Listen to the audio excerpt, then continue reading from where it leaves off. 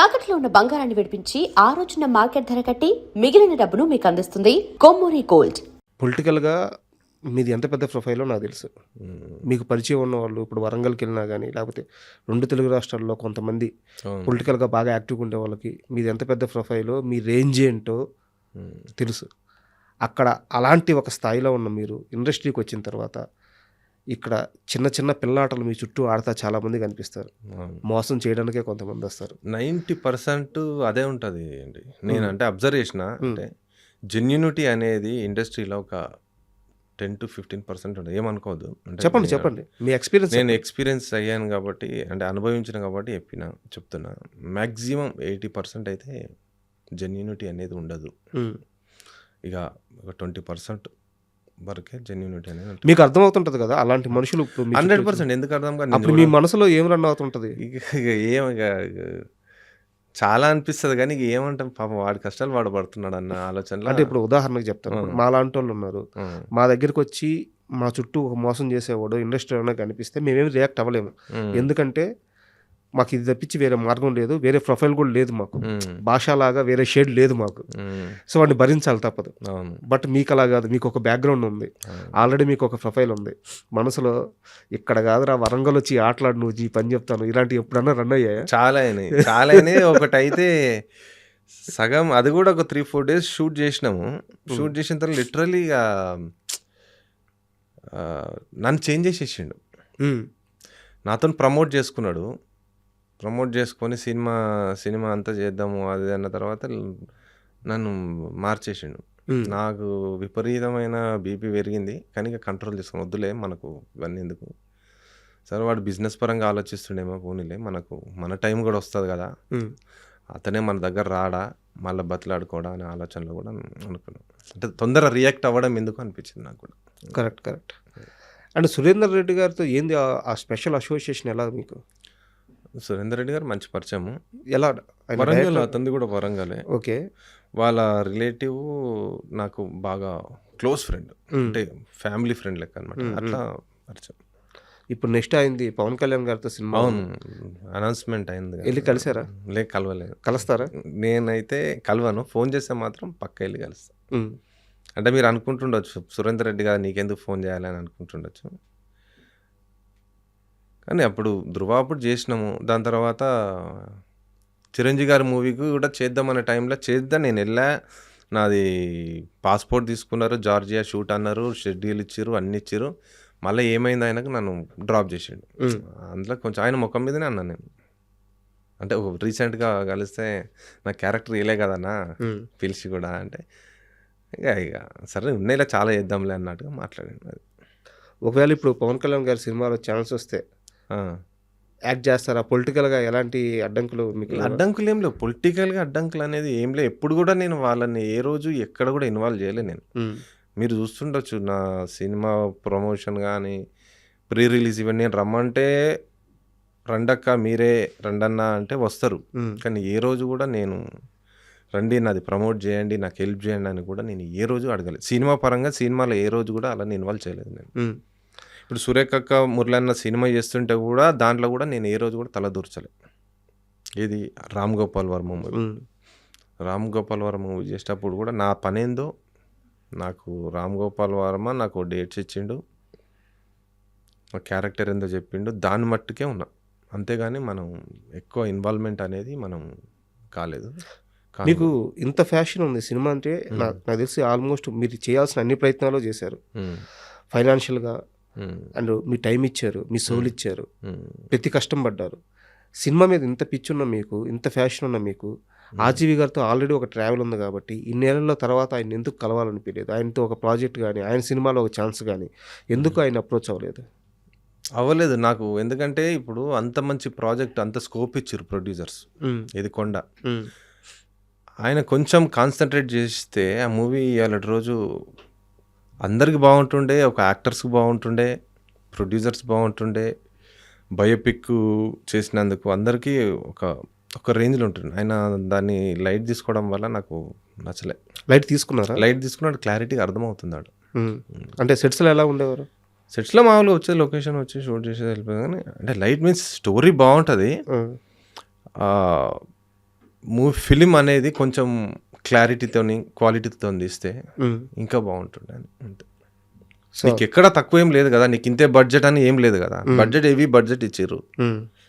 ఆయన మరి ఎందుకు అట్లా చేసిండో అది కూడా ఇప్పటి వరకు కూడా అది క్లారిటీ లేదు. తర్వాత ఎప్పుడు అడగలేదా మీరు? మీరు కానీ మురళి గారు కానీ? మురళన్న కూడా ఏం అడగలేదు, ఆయన పట్టించుకోడు అసలు. నేను కూడా ఒకసారి అడిగి ఉంటా కానీ మూవీస్ మనం చెప్పలేము అది సర్లే అనుకున్నాను అంతే. అది పెద్ద దెబ్బ అది యాక్చువల్లీ. కొండ మూవీ కనుక ప్రాజెక్ట్ కనుక సక్సెస్ అయితే మామూలుగా ఉండపోతుండే.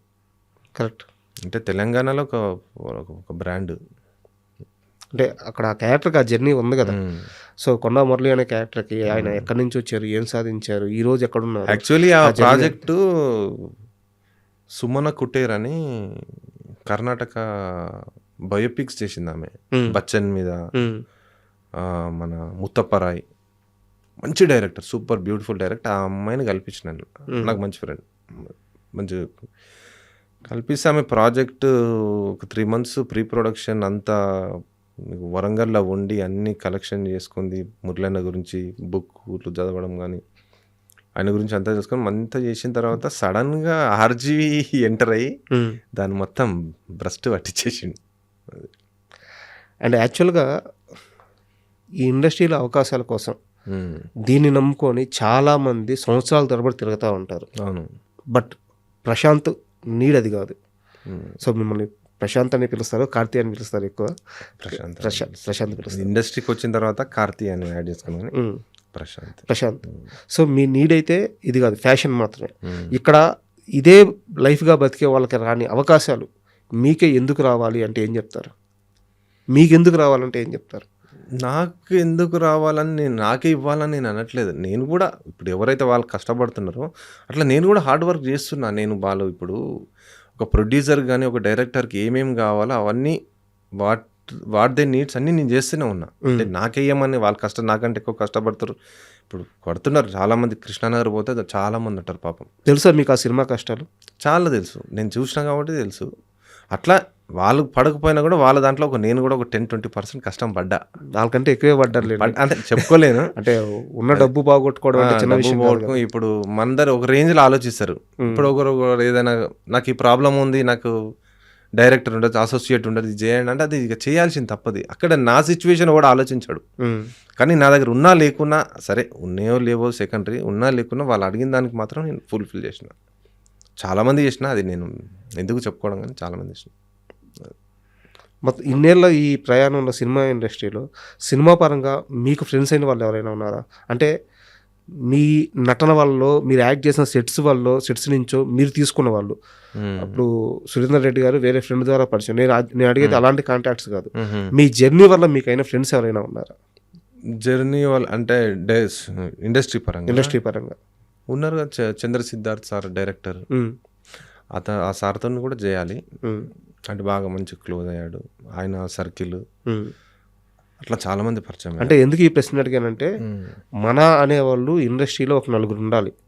వాళ్ళకి అవకాశం వచ్చినప్పుడు ఆ పక్కన ఇంకో ఛాన్స్ ఉందంటే వాళ్ళు ఫోన్ చేస్తారు, మా వాడు ఉన్నాడు అని చెప్పి చెప్తారు.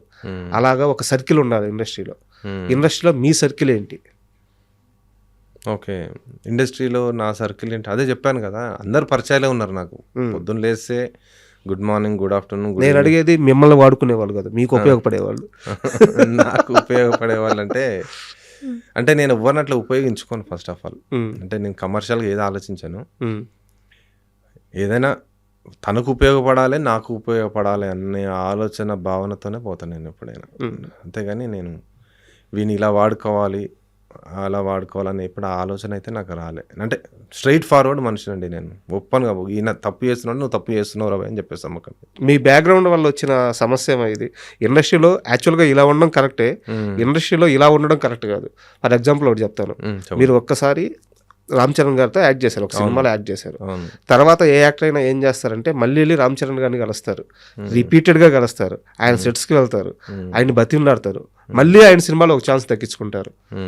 మీరు ఎప్పుడు ఈ ప్రయత్నం చేయలేదు? ప్రయత్నం చేయాలంటే దాంట్లో కొన్ని అడ్డంకులు ఉన్నాయి. అట్లా చేయొచ్చు, పెద్ద విషయం కాదు. ఇప్పుడు రామ్ చరణ్ గారు ఉన్నారు, రామ్ చరణ్ గారి దగ్గర ఒక పర్సన్ ఉంటాడు, ఆ పర్సన్ త్రూ రామ్ చరణ్ పరిచయం, అంతే కదా. ఈ పర్సన్ని మీరన్నట్టు అడిగా, రామ్ చరణ్ గారిని కలుద్దాము ఒకసారి కలిపియండి అని కూడా అడిగా. ఆ బిజీ ఉన్నాడు, ఈ బిజీ ఉన్నాడు, ఆడ ఉన్నాడు, ఈ ఉన్నాడు అన్నప్పుడు ఇక నేను కూడా దాన్ని అంటే ఇక లిటరల్లీ మనకు అర్థమైపోతుంది ఈయన అవాయిడ్ చేస్తున్నాడు మనని, మన మీద దూసుకెళ్ళిపోతాం అనే భయం ఉండొచ్చు, లేదంటే నన్ను ఓవర్టేక్ చేస్తున్నాడని భయంతో ఉండొచ్చు అని ఆలోచనతో కూడా అర్థమైపోయింది. కాబట్టి ఇక నేను అంత ఇక దాన్ని మళ్ళీ నేను ఇంట్రెస్ట్ పెట్టలేదు. అట్లా చాలా జరిగినాయి, అట్లా చాలా సందర్భాలు జరిగినాయి. ఎగ్జాంపుల్ మీరున్నారు, మీ త్రూ నాకు ఒక హీరో పరిచయం, డైరెక్టర్ పరిచయం. మిమ్మల్ని కాదన్న నాకు ఓవర్టేక్ చేయబుద్ది కాదు. ఫస్ట్ ఆఫ్ ఆల్ చేయొచ్చు, 2 నిమిషాలు పని కాదు, నేను కాదని నేను వెళ్ళిపోవచ్చు, డైరెక్ట్ వెళ్ళిపోతుంది. ఎందుకంటే మా ఆయనతో ఉన్న ర్యాప్ అట్లా ఉంటుంది.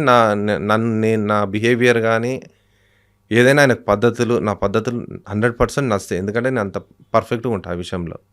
నిన్ను కాదని పోతే నువ్వేమన్నా ఫీల్ అవుతావు అని చెప్పి అట్లా డ్రాప్ అయిపోయిన సందర్భాలు చాలా ఉన్నాయి. చాలా మంది ఉన్నారు.